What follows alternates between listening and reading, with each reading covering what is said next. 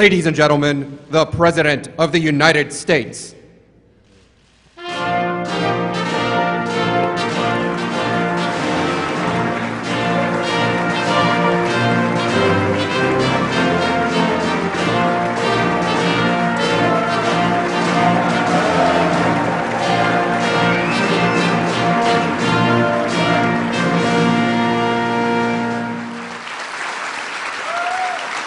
Well, thank you very much.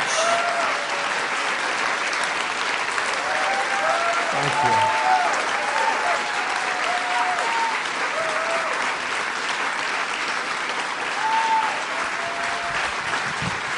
Thank you.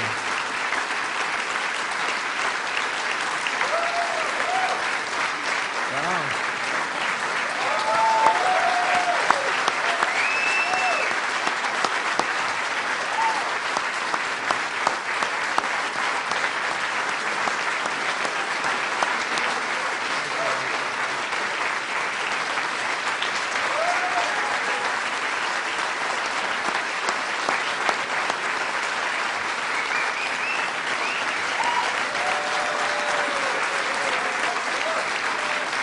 Well, thank you very much, everybody. Wow. We've all been through a lot together, and we probably deserve that hand for all of us because it's been a very unfair situation. I invited some of our very good friends, and we have limited room, but everybody wanted to come. We kept it down to a minimum, and believe it or not, this is a minimum. But a tremendous thing was done over the last number of months, but really, if you go back to it over the last number of years, we had the witch hunt. It started from the day we came down the elevator, myself and our future First Lady, who's with us right now. Thank you, Melania.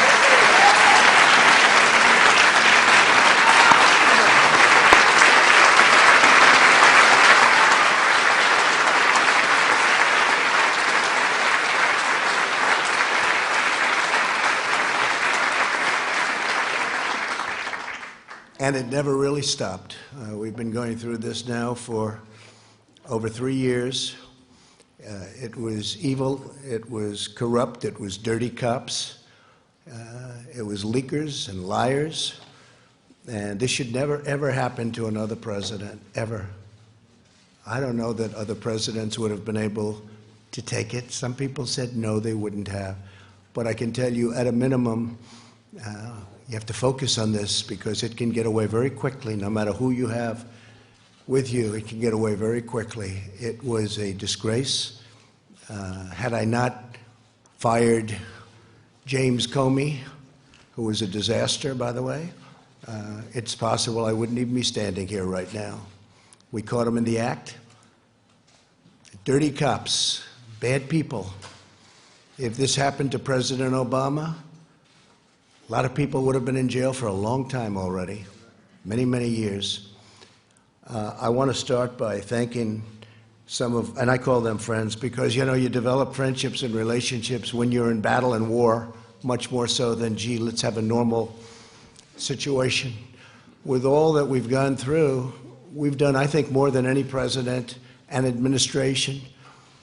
And really, I say, for the most part, Republican congressmen, congresswomen, and Republican senators. We've done more than any administration in the first few years. You look at all of the things we've done.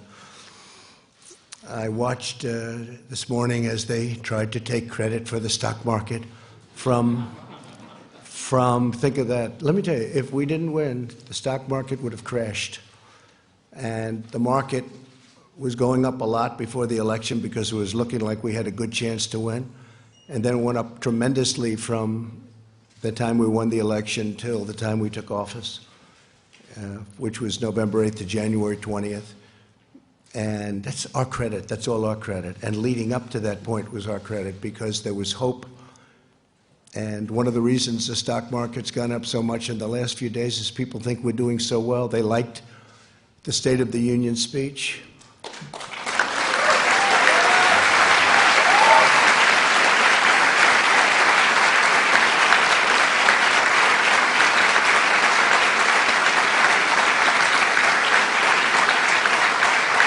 It really is. It's a true honor to give it. Making the State of the Union speech, I was with some people that have been around. They've been all over the world. And one of them said, highly sophisticated person, said, you know, no matter where you go in the world, it doesn't make any difference. There is nothing like what I witnessed tonight. The beauty, the majesty of the chamber, the power of the United States, the power of the people in this room. Really an amazing, even I don't think there is anything like that anywhere in the world. You can go to any other country, you can go to any other location, any other place. It's the beauty of everything. It's what it represents and how it represents our country.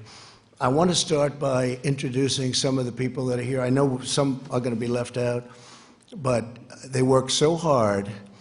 And this is really not a news conference. It's not a speech. It's not anything. It's just we're sort of, it's a celebration because we have something that just worked out. I mean, it worked out. We went through hell unfairly, did nothing wrong, did nothing wrong. I've done things wrong in my life, I will admit. Not purposely, but I've done things wrong. But this is what the end result is.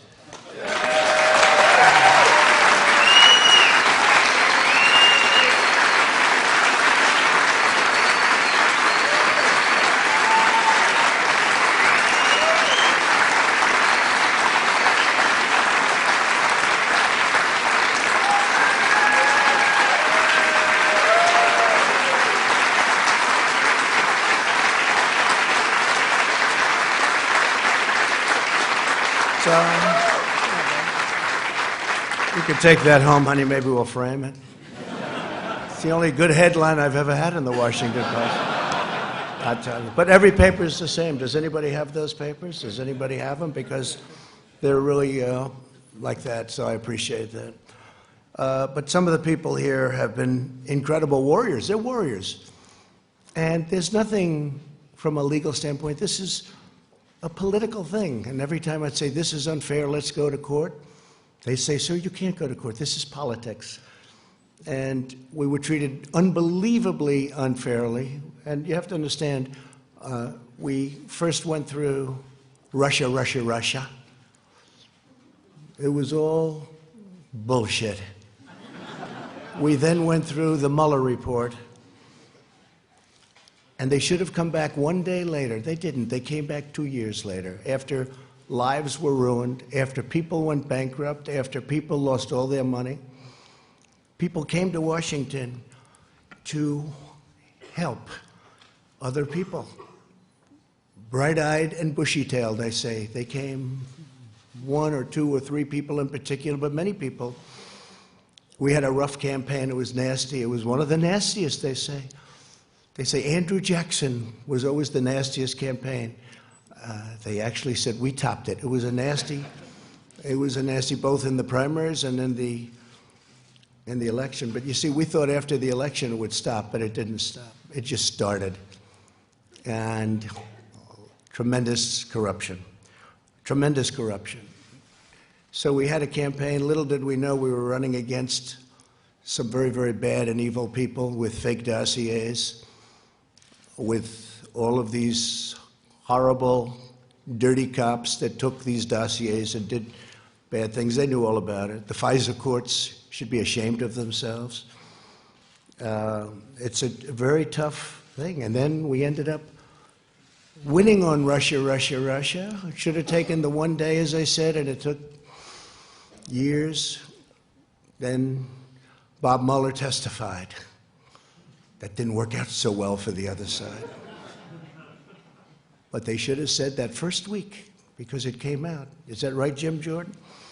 They knew in the first 2 days, actually. Devin, is that right? 2 days, they knew that we were totally innocent. But they kept it going, Mark. They kept it going forever.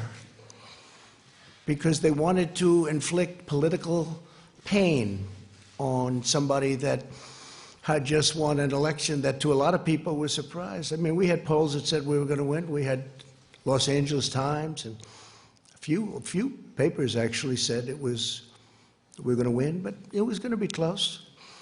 And we did win. It was one of the greatest wins of all time. And they said, okay, he won. And, you know, I wrote this down because that was where a thing called the insurance policy. To me, when I saw the insurance policy, and that was done long before the election, that was done when they thought that Hillary Clinton was going to win. And by the way, Hillary Clinton and the DNC paid for millions of dollars, the fake dossier. And now Christopher Steele admits that it's a fake because he got sued by rich people.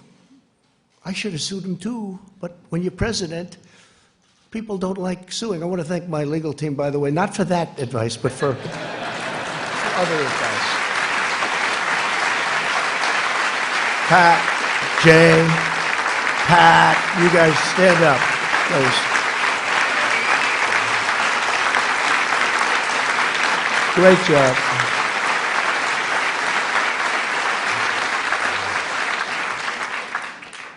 Right at the beginning, they said, sir, you have nothing to worry about. All of the facts are on your side. I said, you don't understand. That doesn't matter. That doesn't matter. And that was really true. They made up facts. A corrupt politician named Adam Schiff made up my statement to the Ukrainian president. He brought it out of thin air, just made it up. They say he's a screenwriter, a failed screenwriter. He tried to go into, unfortunately, he went into politics after that. Remember, he said the statement, which is a mob statement, don't call me, I'll call you. I didn't say that. Fortunately, for all of us here today and for our country, we had transcripts. We had transcribers, professional transcribers. Then they said, oh, well, maybe the transcription is not correct. But Lieutenant Colonel Vindman and his twin brother, right? We had some people that really amazing. But we did everything. We said, what's wrong with it? Well, they didn't add this word or that. It didn't matter. I said, add it. They're probably wrong, but add it. So now everyone agrees that they were perfectly accurate. When you read those transcripts, Tim Scott, I don't know if Tim's here, but he said, sir, he's the first one to call me. Sir, I read the transcript. You did nothing wrong. And Mitch, he stayed there right from the beginning. He never changed. And Mitch McConnell, I want to tell you, you did a fantastic job.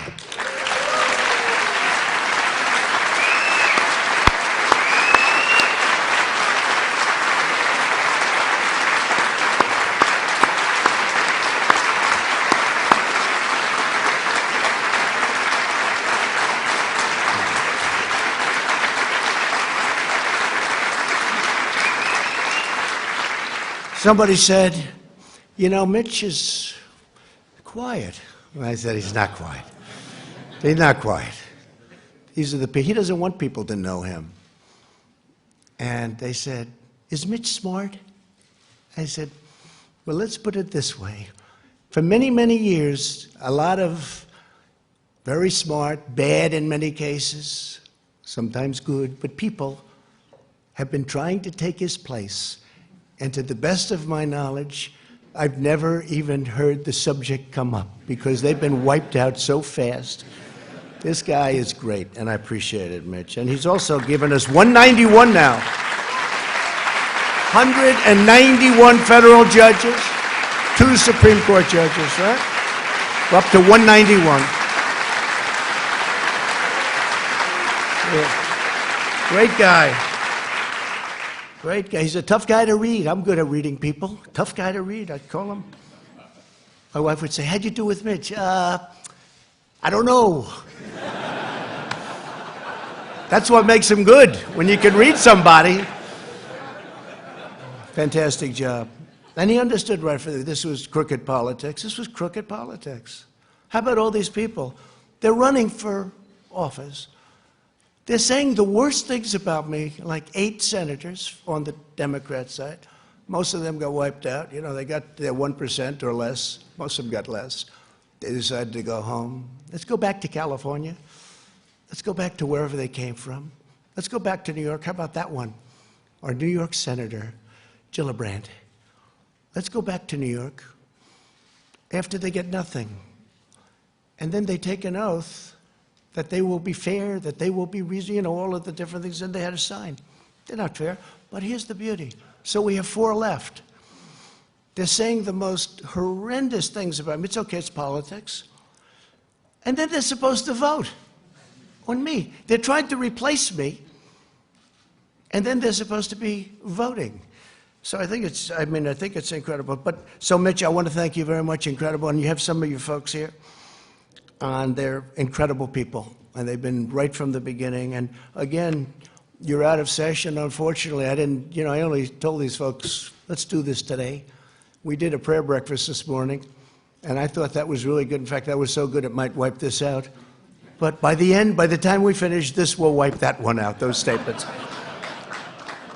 I had Nancy Pelosi sitting 4 seats away, and I'm saying things that a lot of people wouldn't have said, but I meant every word of it. But we have some of the folks that are going to be leaving right after this, and they work hard, and they did work hard. Bill Cassidy, Senator. Stand up, Bill. What a guy. Great man. When I need to know about health insurance and pre-existing conditions and individual mandates, I call Bill, or I call Barrasso. We get those 2 guys, they know more than anybody. A man who just became a senator. He's a little bit like me. We have a couple of them. Very successful guy in business, and he said, what the hell? I'll run for the Senate from Indiana.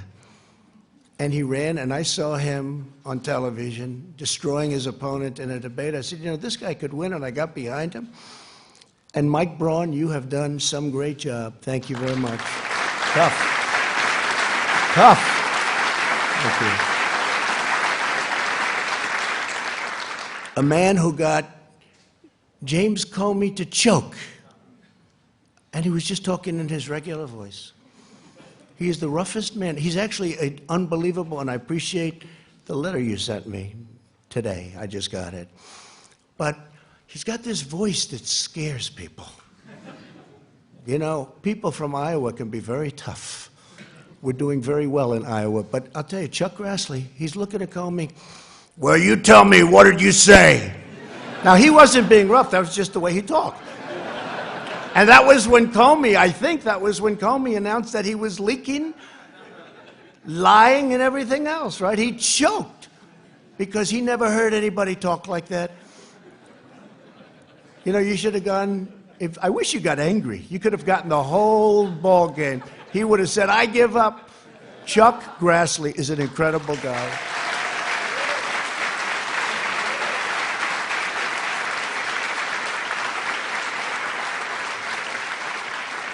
And a man who, he was running against a tough, smart campaigner. We learned out how good she was, right?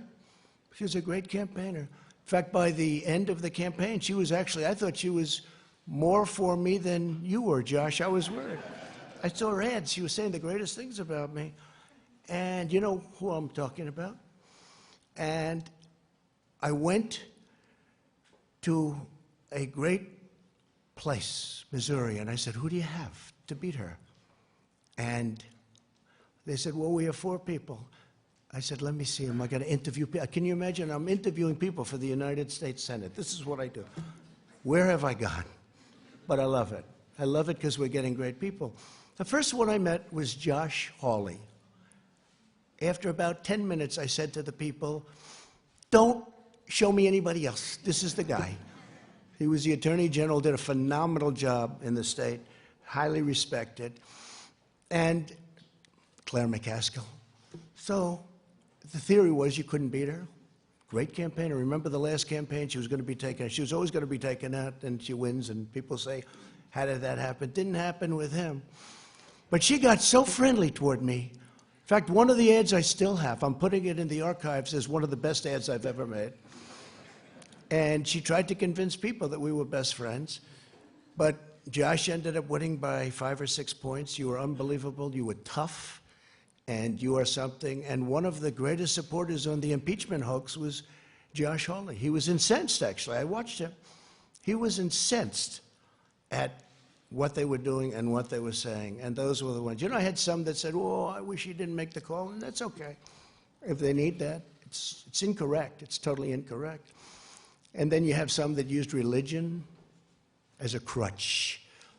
They never used it before. An article written today, never heard him use it before. But today, you know, it's one of those things. But, you know, it's a failed presidential candidate, so things can happen when you fail so badly running for president. But Josh Hawley, I want to thank you. You were right from the beginning. Man, did I make a good choice. Thank you, Jeff. Tremendous future.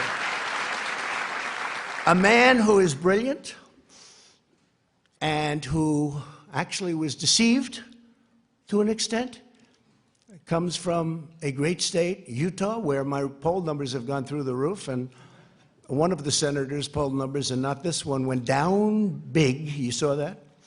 You saw that, Mike? But Mike Lee is a brilliant guy. He's difficult. Whenever I sign bills, you know, we do sign a lot of legislation it's big and it's powerful, but it's sort of everybody has to approve it. And I see 99 to 1. 99 to 1. I say, don't tell me who's the one. Is it Mike? Yes. And he always has a good reason for it, too, by the way. But he's incredible. And right at the beginning, he knew we were right, Mike. And I appreciate it very much. You're just fantastic. And say hello to the people of Utah and tell them, I'm sorry about Mitt Romney. I'm sorry. Okay? We can say that Mike Lee is by far the most popular senator from the state. But you've done a fantastic job, Mike, in many ways. In many ways. A young woman who I didn't know at all, but she's been so supportive, and I've had great support from other people in that state, and she's been so supportive, and she's been downright nasty and mean about the unfairness to the president. And Kelly Loeffler, I appreciate very much. Thank you. Great. She saw it very early on. And we have, I don't know if we have other senators here, but we got a hell of a lot of congressmen. I'll go over them quickly, but they have also been, you know, it helped when we won 197 to nothing. That's got to be a first, Kevin, right? Is that like a first? The Republicans have this image. See, I say Democrats are lousy politicians because they have lousy policy. Open borders, sanctuary cities, they have horrible policy. Who the hell can win? Oh, their new policy is raise taxes. They want to raise taxes.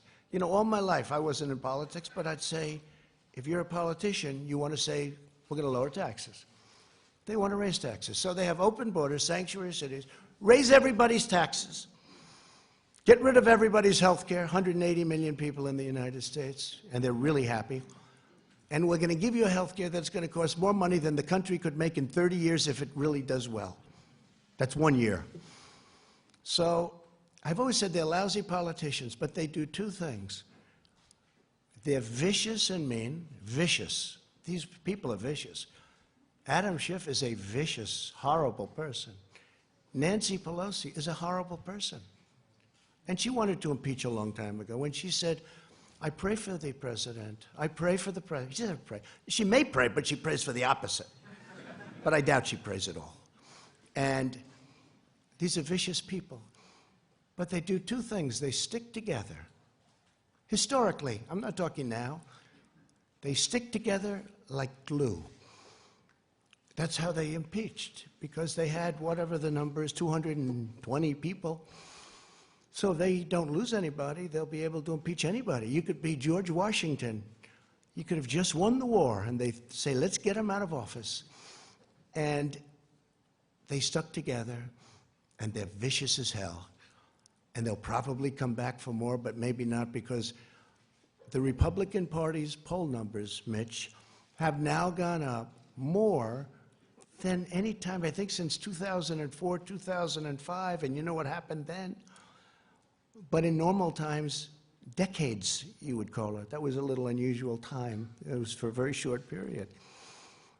The Republicans Party's poll numbers and Donald Trump's poll numbers are the highest I've ever had them.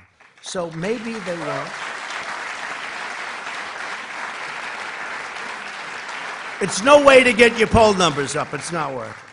Because from my family standpoint, it's been very unfair for my family. It's been very unfair to the country. Think of it. A phone call. A very good phone call. I know bad phone calls. This is a phone call where many people, I think Mike Pompeo was probably on the call. Where's Mike? Mike Pompeo was on the call. Many people were on the call. I know that many people. They even have apprenti, bringing up an old favorite word of mine, the apprentice. They have apprenti. They have people on these calls.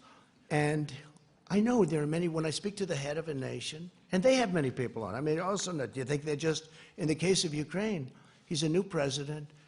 He seems like a very nice person, by the way. His whole thing was corruption. He's going to stop corruption.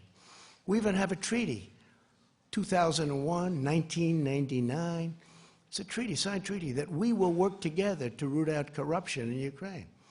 I probably have a legal obligation, Mr. Attorney, to report corruption.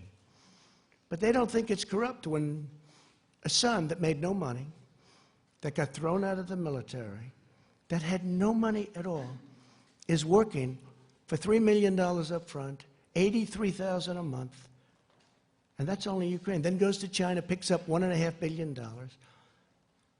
Then goes to Romania, I hear, and many other countries. They think that's okay. Because if it is Ivanka in the audience? Is Ivanka here? Boy, my kids could make a fortune. They could make a fortune. It's corrupt. But it's not even that. It's just general corruption. And the other thing is mentioned in the call, and something that I've told Mike Pence, our great vice president, I would tell him all the time. And I told him when he went on the trip, because he was over there. He never mentioned anything about this when you had your meeting. It's a terrible thing. But I told Mike, I said, Mike, we're giving them money, and, you know, you're always torn about that, because we have our country to build, we have our cities to build, and our roads to fix. But we're giving them money. Tell me, why isn't Germany paying money? Why isn't France? Why isn't United Kingdom paying money? Why aren't they paying money? Why are we paying the money? Is that a correct statement, Mike? I say, find out what the hell's going on. And I told that to all of my people, OMB. I said, I asked that question. How much is Germany paying? Why isn't Germany paying? Why is the United States always the sucker? Because we're a bunch of suckers. But that's turning around fast. But it makes it harder when stuff like this happens, because you want to focus, and you want to focus perfectly. Think what we could have done if the same energy was put into infrastructure, prescription drug prices. Think of what we could have done. And I'm now talking both sides. Think of what we could have done if we had the same genius, because it's genius. I will say, it's genius on the other side. Maybe even more so, because they took nothing and brought me to a final vote of impeachment. That's a very ugly word to me. It's a very dark word, very ugly. They took nothing. They took a phone call that was a totally appropriate call. I call it a perfect call, because it was. And they brought me to the final stages of impeachment. But now we have that gorgeous word. I never thought a word would sound so good. It's called total acquittal. Total acquittal.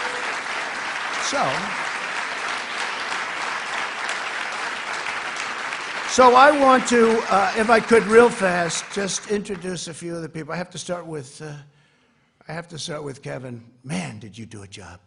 Lucky you're there. Lucky you're there. Because it wouldn't have worked out. If you don't have the right people, I'll tell you, Kevin McCarthy has done an incredible job.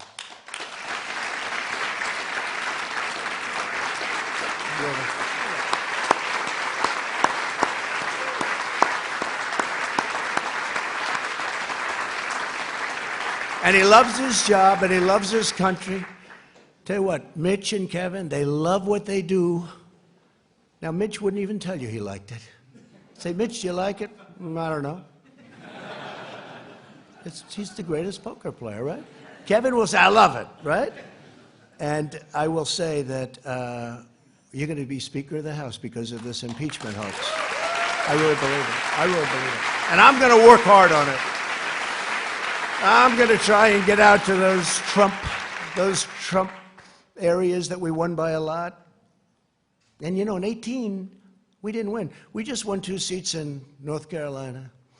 2 wonderful seats in North Carolina that were not supposed to be won. But I went and I made speeches and we had rallies and we did a great job and we won. We took 2 seats. Nobody writes about that. If we lost them, it would have been the biggest story of the year. But we're going to go. We're going to do a job and we're going to win a lot of seats. We're going to win a lot of seats. People are very angry that Nancy Pelosi and all of these guys, I mean, Nadler, I know him much of my life. He's fought me in New York for 25 years. I always beat him. And I had to beat him another time. And I'll probably have to beat him again. Because if they find that I happen to walk across the street and maybe go against the light or something, let's impeach him. So I'll probably have to do it again because these people have gone stone cold crazy. But I've beaten them all my life. And I'll beat them again if I have to. But what they're doing is very unfair. Very unfair. So Kevin McCarthy has been great. So a few names, right? And there'll be a few you forget. If you want, you can raise, and I'll say, great, love to have you, wonderful. But we're going to do the best we can. And I have my cabinet, but my cabinet's different. I appoint them, okay? I didn't see all of them helping so much. You know, they were running their various bureaucracies, right?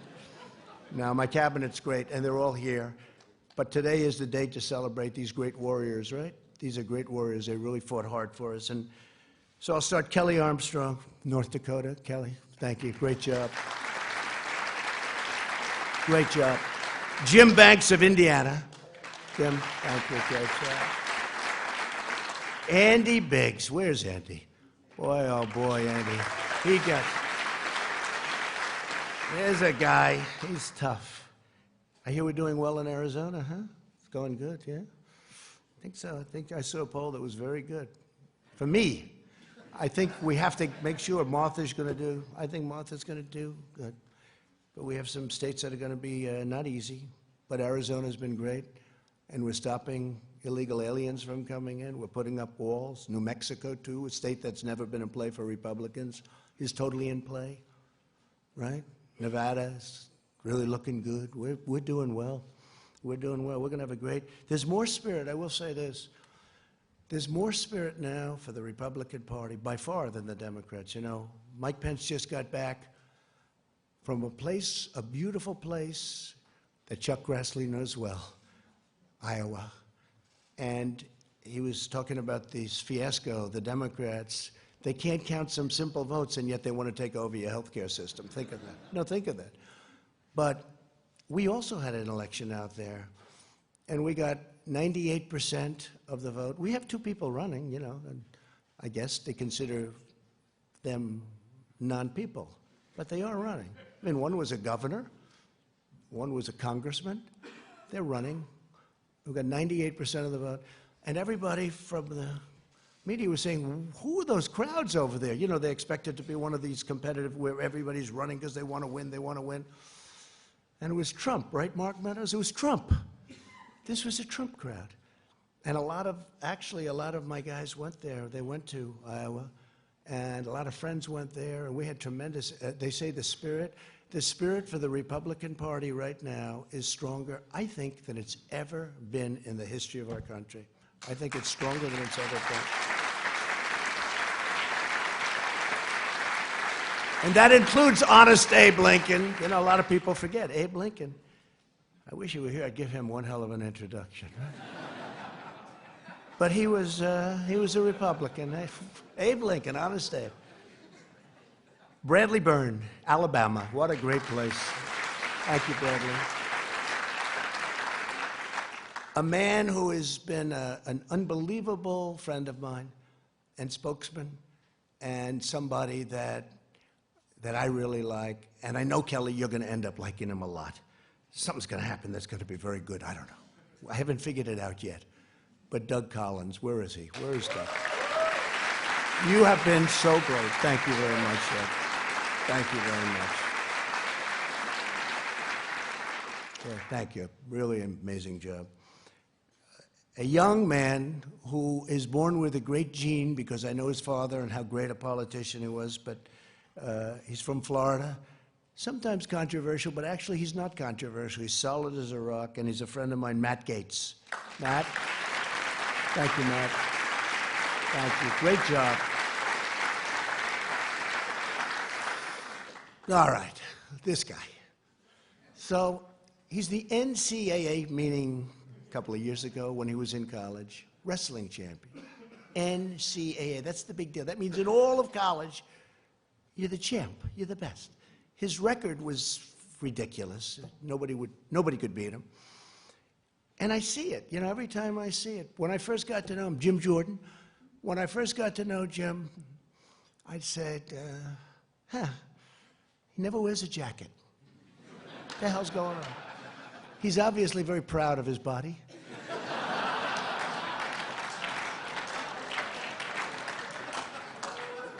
And they say where he works out, with the congressmen, senators, they say when Jim works out, even though he's not as young as he was, but he works out, the machine starts burning down. It's just a different form of a workout than us, right, Sonny?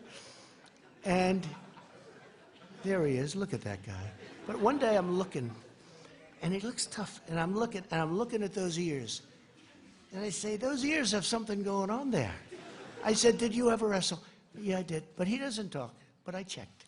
This guy was a champion, top wrestler. And when I had I had all of the teams. And by the way, your Super Bowl champions are coming, I think next week or soon, very soon. And every one of them want to be here. And the coach loves us. The coach is great, Andy Reid. And every one of them want to be here. We have, people love it. But we had all of the NCAA championship teams here. They had the golf, the basketball, they had every team here. And one of the teams was wrestling. The wrestling team was at Penn State. And Penn State won the title. They have a great team. And I walked up with Jim, and it's like I didn't exist. Those wrestlers, they grabbed him. They love Jim Jordan, and we love you too, because you are some warrior.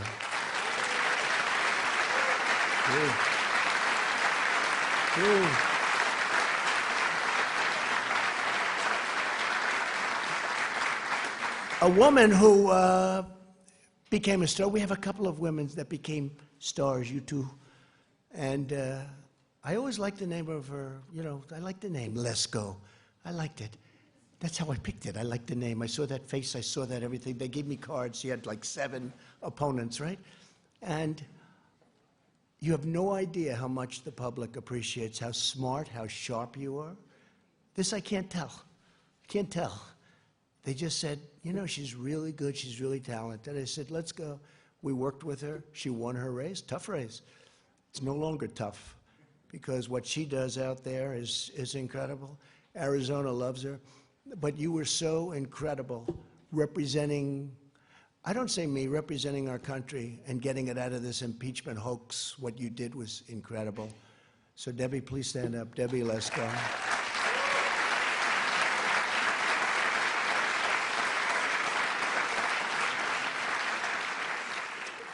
A man who I became very friendly with. I don't know why. Do you ever have where, I'll ask the media, certain people call, you take their calls. Other people call, if they don't have information, they won't take anybody's call. But other people call, and you don't. This is a guy, he's just a very special guy. His wife, I actually like better than him, to be honest. Because he doesn't know that I know that he didn't actually support me right from the beginning, but she did. And on my worst day, right? On my worst day, my worst, I won't tell you why it was my worst, but it was not one of those good days. She got on a bus, got many other buses, and women all over North Carolina, and they toured North Carolina. Well, Mark was back sort of semi-supporting another candidate, which he ended up leaving very quickly. I don't think you had a choice because of your wife. But thank her. And Mark Meadows, he's an extraordinary guy. I mean, the only problem is, I guess he's announcing, he'd only win by 40 points, but he's announcing that he'll be not running this time. You have somebody good to run? Somebody going to win your district by at least 20 points, please? Okay? But he's a tremendously talented man, not just as a politician. As a human being, he's incredible. And during these horrible times, I mean, the way he worked, and Jim and all of you guys, the way they worked was so, it was like their life was at stake. So many. Ron DeSantis is another one. He worked so hard. Then he called me, he said, "Sir, I'd like to run for governor." He said, "Governor? I don't want you to run. I like you staying." "No, I want to run for governor." And I said, "Well, if you have to, I'd like your support." I said, "How can I support you? You're at 3. He was at 3, he had no money. Somebody else was at 38, and they had 22 million cash, right? I said, "Look, if it's important, I'll do it," because he's been another great warrior. And he's, by the way, he ran, I endorsed him. His numbers went through the roof. The man who we beat, who was expected to win easily, called me after the race. He said, "You endorsed him, and it was like a nuclear bomb went off. There was nothing I could do." He never even spent his money. He saved it. But Ron DeSantis is another one. And now he's the governor of Florida. And by the way, he's a great governor. He's a very popular governor. His numbers are in the 70s, and he's done a great job. But Mark, I want to thank you very much. Fantastic job. Thank you very much. Mark Meadows. And Mike Johnson of Louisiana. Where's Mike? Central Casting, what a job. You can represent me anytime. You can represent me anytime. Thank you. What a job you've done. Thank you, Mike. And a man nobody's ever heard of except the other side. He's the other side's worst nightmare. This guy goes down into dungeons and basements. He'll find a document no matter what. He's the most legitimate human being. He's the hardest worker. He's unbelievable. He took tremendous abuse. I mean, abuse. The media and, you know, the other side and the bad ones, the leakers, the liars, the dirty cops, they wanted to destroy him. They tried. They got close, but he wouldn't let it happen. And honestly, in a certain way, he was the first one. When you say Jim and Mark and everything, this was the first guy. He came out of nowhere. He's saying, these people are corrupt. He's still saying it. And he was unbelievable. Devin Nunes, he was unbelievable. Unbelievable.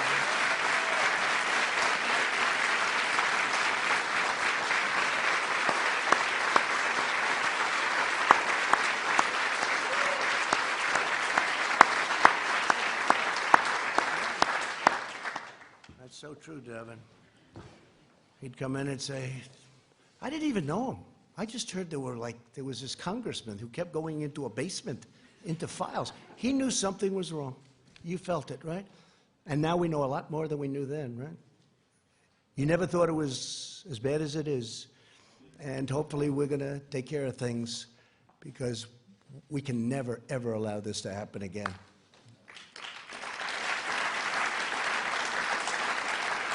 Scott Perry of Pennsylvania. Scott, thank you. Thank you, Scott. Really great. And you're doing very well over there, by the way, just so your numbers. A man who is Central Casting. If I'm going to pick Perry Mason, I'm going to do a remake of Perry Mason. Other than Bill Barr, I picked this guy, but I have to say I picked Barr. I picked Barr first, right? John Ratliff, right? But I have to tell you, if we're doing a remake of Perry Mason, the man I get, there's nobody in Hollywood like this, John Ratliff, right? Stand up, John. Such a great lawyer. Incredible guy, incredible talent, but just a great lawyer, and we appreciate it. He gets on that screen, and everyone says, I agree. The other side folds up so fast. We'll probably be using a lot of you in the next year. But you have been fantastic, John. We appreciate it. Thank you very much. A man who's braver than me and braver than all of us in this room. He got whacked. He got whacked. My Steve, right? I went to the hospital with our great First Lady that night, right, honey? And we saw a man that was not going to make it. He was not going to make it. He was the doctor. And I told him, his wife, I said, she loves you. Why do you say that? Because she was devastated. A lot of wives wouldn't give a damn. A lot of wives would have said, hey, yeah. I said, how's he doing? Oh, she couldn't even talk. She was inconsolable. Most wives would say, not good. Listen, I'm going home now. But the doctor came in. The wife is like, she was a total mess. She was really devastated. And it really looked like he had a 25% chance. I think you set a record for blood loss. And Steve Scalise, honestly, I think you're better looking now. You're more handsome now. You weren't that good looking. You look good now. He looks better now. Can you believe it? I don't know what the hell that is. Sure. Better now.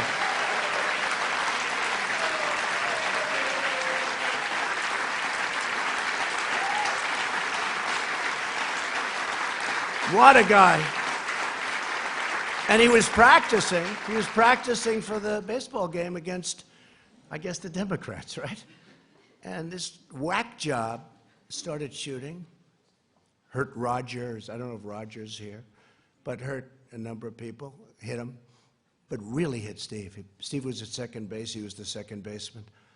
And he went down, and it was terrible. I mean, I saw the whole thing, and it was terrible. Unfortunately, you had two brave policemen with you because of your high position in Congress. You had two policemen, and they were amazing.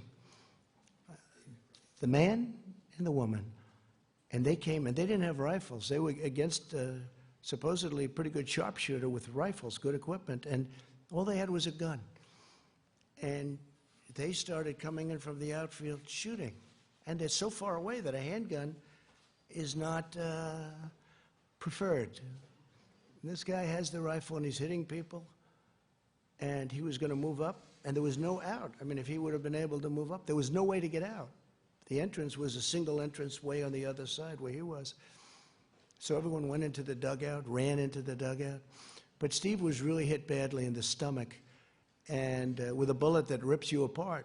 It was supposed to do that. It rips you apart. And these two people came charging forward, boom, boom, boom. And one of them, you know who? One of them, him, got the shooter, hit him, and then got him, killed him from long distance. It was amazing. If you didn't have those two people, you can imagine, right? You could imagine what would happen. So Melania and I went to the hospital that night, and he was in such bad shape, and he's been working ever since so hard. But 6 months ago, they had a baseball game at the National Park, and I'm watching. And it's on television. And it's just, you know, game, people, you want to win it, right? And Steve's at second base. The poor guy can't even walk. Do you remember Bobby Richardson for the New York Yankees? He was known for range, Louis. Range. He had the greatest range. If a ball's hit the shortstop, Bobby Richardson's the second baseman. Bobby Richardson would field the ball. If it's hit the first base, he'll throw it to the first baseman. He had unbelievable range. This was not Steve Scalise. Steve had no range. 1 foot, and he has to fall down, right? Because, you know, he was trying to get better. I don't know who the hell put you on the field. And this is a true story. So the game starts, and the first pitch, Steve's standing at second base, and the guy is really in bad shape. And I said, this is terrible. A shot, ground ball shot, is hit to second. And Steve, I say, I didn't have time to think too much, but I said, this is not good. That ball is going toward him. And this guy stopped that ball, caught the ball. He's now laying down. He throws the ball to first base. He gets him out. I said, it's the most incredible thing. I've never seen athletic. I've never seen anything like it. Right? And he gets him out, and they then took him out of the game, which was a very wise thing, because you could never do that again in a million years. But you weren't going to let that ball go through. I don't care if it was hit by The greatest of all time, right? That ball was not going through you because you are a warrior. Steve, he is fantastic. You are fantastic. You and Liz and Kevin, what a group. I mean, what a group. I got lucky because you need the right people. If I had the wrong people there, it'd be maybe a different story. Maybe we'd be celebrating something else. But I really want to thank you, Steve Scalise. And Elise, you, I just read the story. It's the most incredible what's going on with you, Elise. So I even said, I was up campaigning for helping her, but I thought, she looks good. She looks like good talent. But did I not realize when she opens that mouth, you were killing them, Elise. You were killing them.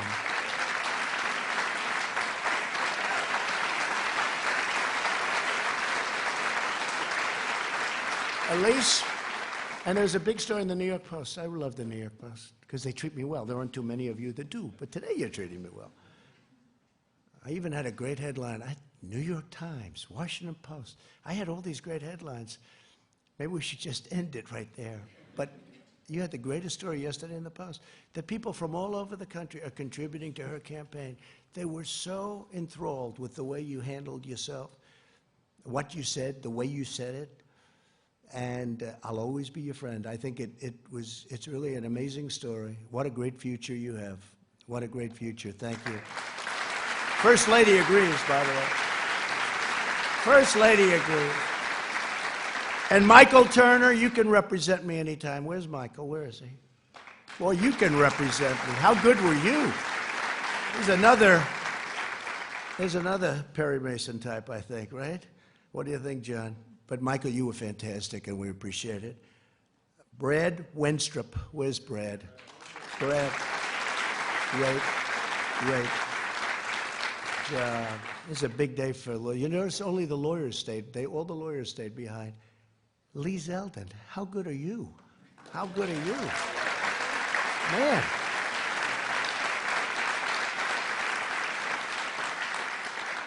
And Louis, your name's not down. They didn't give me your name.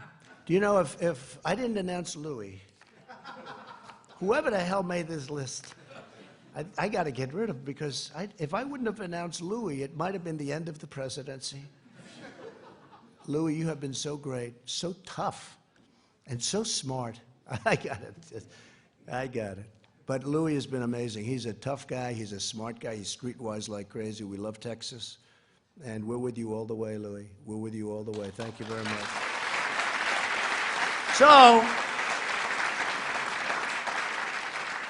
So that's the story. We have a great group of warriors, and there are others left, and I guess probably, I'm sure I didn't mention a few, and I apologize if that's the case. How's CPAC doing? Good? My man, stand up, please, will you? He's the one who said you should run.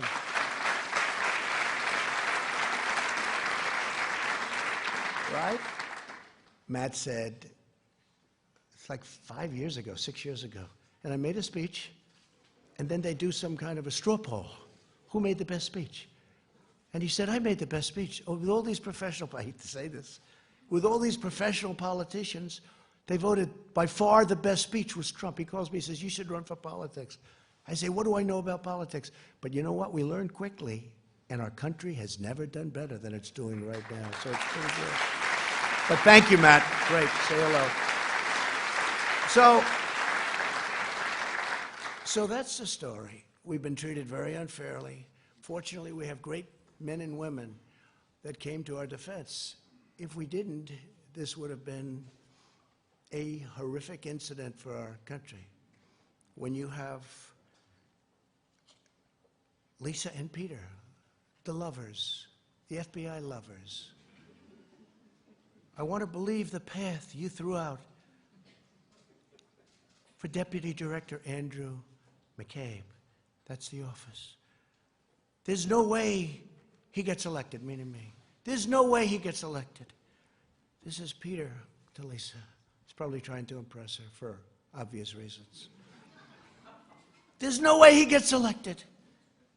But I'm afraid we can't take the risk. Now think of this. In other words, if I get elected, two lowlifes, They can't take the risk. They can't take the risk. Think of it. And that's where it came up, the greatest word of all, insurance policy. So he says, but I'm afraid we can't take the risk. She may lose. It's like an insurance policy. In the unlikely event you die before you're 40. In other words, if I won, they were going to do exactly what they did to us. They were going to try and overthrow the government of the United States, a duly elected president. And if I didn't fire James Comey, we would have never found this stuff. Because when I fired that sleazebag, all hell broke out. They were ratting on each other. They were running for the hills. Let's see what happens. Let's see what happens. It's in the hands of some very talented people. We're going to have to see what happens. But I can tell you, in my opinion, these are the crookedest, most dishonest, dirtiest people I've ever seen. They said, this is struck, God, Hillary should win 100 million to 1. This is about me. This is an agent from the FBI. Look how they let her off. 33,000 emails deleted. Nothing happens to her. Nothing happens. It's unbelievable. But think of that, God, Hillary should win. When these guys are investigating Hillary. Then they go to work for Mueller, the two of them. And when Mueller found out that everybody knew that they were 100% this way, he let them go. But they deleted all of their emails and text messages. So when we got the phone, they were all deleted. Could you imagine the treasure trove? They illegally deleted. So they left Bob Mueller. He had the look, but he didn't have a lot of other things. Always had the look, Mr. G-Man. And I love the FBI, and the FBI loves me, 99%. It was the top scum, and the FBI people don't like the top scum. So think of that, 100 million to 1, and he's investigating me. And then, God, Trump is a loathsome human being, isn't he? These are the people looking at me. I'm really not a bad person. And Page said, yes, he's awful. How would you like to have that? This is the good stuff. This stuff 100 times worse than that. These are all dirty people. And now, I just heard that they're suing the United States of America because they were interfered with. Not going to let it happen. Just not going to let it happen. We cannot let this happen to our country. Can't. So I'm going to leave now, and I don't know if any of you have anything to say. You could say it, but this is sort of a day of celebration because we went through hell, and I'm sure that Pelosi and Crying Chuck, I've known this guy all the time. The only time I ever saw him cry was when it was appropriate. Known him for a long time, Crying Chuck. But I'm sure they'll try and cook up other things. They'll go through the state of New York. They'll go through other places. They'll do whatever they can. Because instead of wanting to heal our country and fix our country, all they want to do, in my opinion, it's almost like they want to destroy our country. We can't let it happen. Jim Jordan, did you want to say something? Go ahead. Huh? Mark? I wanted to just say that this reflection today is a small reflection of the kind of support you have all across the country. We've got your back. Thank you. Thank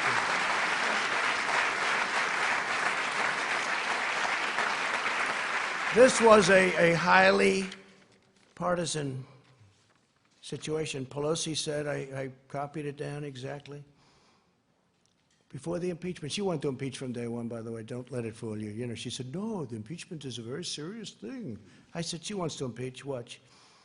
Impeachment is so divisive to the country that unless there's something so compelling and so overwhelming and bipartisan, it was 197 to nothing. And other than one failed presidential candidate, and I call that half a vote because he actually voted for us on the other one. but we had one failed presidential candidate. That's the only half a vote we lost. So we had almost 53 to nothing. We had 197 to nothing. And the only one that voted against was a guy that can't stand the fact that he ran one of the worst campaigns in the history of the presidency. But she said, there's something so compelling, has to be so compelling and so overwhelming and bipartisan. I don't think we should go down that path because it divides the country. She was right about that. And it's just not worth it. That was Nancy Pelosi a year ago, right? And I think it's a shame. I think it's a shame. But as I said, if we can put this genius to work on roads and highways and bridges and all of the things we can do, prescription drugs. You know, we had Secretary Azar's here, and I want to thank him for this, but we had first time in 51 years where drug prices actually came down last year. First time in 51 years. But what we can do working with both parties in Congress would be unbelievable. It'd be unbelievable, what we can do. And I know Chuck Grassley is working very hard on it, and Mitch is working very hard on it. But what we can do is incredible. What we can do just generally. We've done so much without it. We've rebuilt our military. We've cut regulations at a level that nobody thought possible. We'll always protect our Second Amendment. We all know that. But I just want to tell you that it's an honor to be with you all. I want to apologize to my family for having them have to go through a phony, rotten deal by some very evil and sick people. And Ivanka's here, and my sons, and my whole family. And that includes Barron. That includes Barron, who's up there as a young boy. Stand up, honey. Ivanka, thank you, honey. Come.